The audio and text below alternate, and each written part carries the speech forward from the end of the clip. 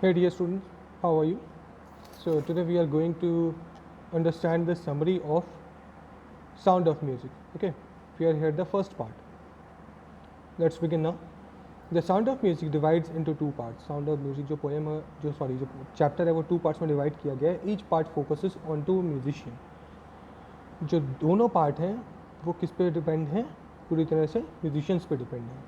Evelyn Glennie in the first part and second part is of Bismillah Khan. Part one towards throws light on Evelyn's life and struggles to become a successful musician. Part one जो है वो बताता है कि कैसे Evelyn लेनी ने struggle किया एक सक्सेसफुल म्यूजिशियन बनने के लिए. And students will learn that she is a multi percussionist. वो क्या थी? एक मल्टी परकशनिस्ट थी, मतलब अलग अलग तरीके के परकशन इंस्ट्रूमेंट बजा सकती थी. She has the talent to play hundreds of instrument perfectly.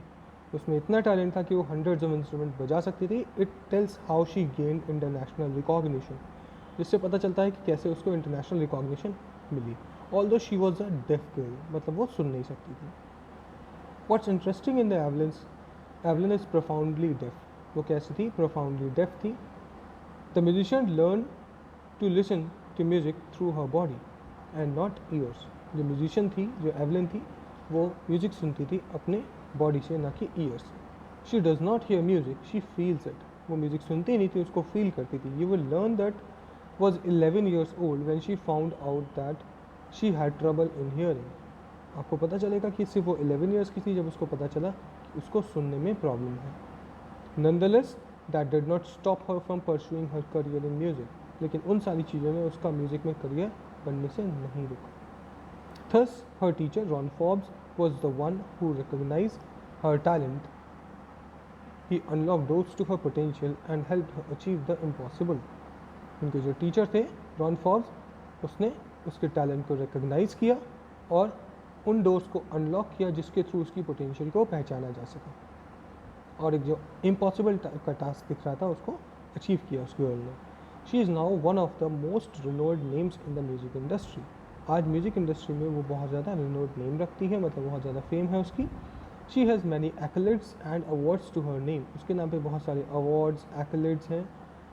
And serves a great inspiration to specially abled community. और साथ साथ में एक बहुत बड़ी इंस्पिरेशन है उन लोगों के लिए जो सोचते हैं कि अगर उनकी बॉडी में कोई प्रॉब्लम है तो वो लाइफ में कुछ कर नहीं सकते. This is it from the first part. Now let us begin the second part, children. So next part comes part two, where we learn about Bismillah Khan as well as the origin of shehnai. Bismillah Khan का जब भी name आता है तो शहनाई का उनसे पहले name आ जाता है. It was Bismillah Khan who popularise this instrument and took it to the world stage. Bismillah Khan ही थे जिन्होंने शहनाई को इतना पॉपुलराइज किया और उस इंस्ट्रूमेंट को वर्ल्ड स्टेज पर लेके गए. He broke the myth of shehnai not being able to create independent tunes. He came from a family of musician. उन्होंने उस मिथ को तोड़ा जिसमें ये कहा जाता है कि शहनाई जो है वो बहुत ही ज़्यादा वर्सेटाइल नहीं है. ओके, वो खुद एक फैमिली से थे जो जिसमें बहुत सारे म्यूजिशियंस थे. Excuse me. Further Bismillah Khan had a very secular upbringing. Bismillah Khan की जो अपब्रिंगिंग थी, जो वो बड़े हुए, वो बहुत ही सेक्युलर थी. सेक्युलर मतलब उनकी फैमिली में या फिर उनके आसपास में ये सारा कुछ नहीं देखा जाता था कौन हिंदू है कौन मुस्लिम है. ये सारी चीज़ें बहुत ही छोटी थिंकिंग होती है, तो उनके टाइम पे ये कुछ नहीं देखा जाता था. He grew up practising on the bank of river Ganga. Excuse me. वो बड़े हुए रिवर गंगा की बैंक पे प्रैक्टिस करते करते. He went to mosque as well as the temple. So he went to the mosque as well as the temple. After achieving immense success, he was awarded various titles. Okay, बहुत ज़्यादा success मिलने के बाद उनको अलग अलग तरीके के टाइटल से नवाजा गया. He was awarded various titles. He is also a recipient of the highest civilian award of India, the Bharat Ratna. साथ साथ में उनको इंडिया का हाईएस्ट सिविलियन अवार्ड भी दिया गया, जिसको हम क्या बोलते हैं? भारत रत्न बोलते हैं. In addition to that, he has won all three awards of Padma Bhushan, Padma Shri and Padma Vibhushan. साथ साथ में उनको जो इंडिया के हाईएस्ट फोर जो अवार्ड्स होते हैं वो भी मिले, चाहे पद्म विभूषण हो, पद्म भूषण हो या फिर पद्मश्री हो.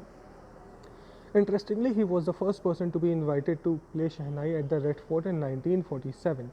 1947 में रेड फोर्ट में उनको इन्वाइट किया गया था शहनाई बजाने के लिए, while greeting independent इंडिया, जब इंडिया को ग्रीट किया जाता था. Most importantly, he represented India on the international stage as well. सबसे इम्पॉर्टेंट बात यह है कि उन्होंने पूरे इंडिया को पूरे वर्ल्ड स्टेज पे रिप्रेजेंट किया है। And auditorium in Tehran is also by his name. Tehran में एक ऑडिटोरियम बना है जो कि उनके नेम पे रखा गया है। Moreover despite many opportunities Bismillah Khan never left his home town Varanasi. बहुत सारी अपॉर्चुनिटीज़ होने के साथ साथ भी उन्होंने कभी भी अपने वाराणसी जो होम टाउन था उनका, उसको कभी भी नहीं छोड़ा। He dedicated his life to music and passed away in 2006। उन्होंने अपनी पूरी लाइफ को डेडिकेट कर दिया था म्यूज़िक को और 2006 में उनकी डेथ हो गई। Okay children, this is it. Thank you very much.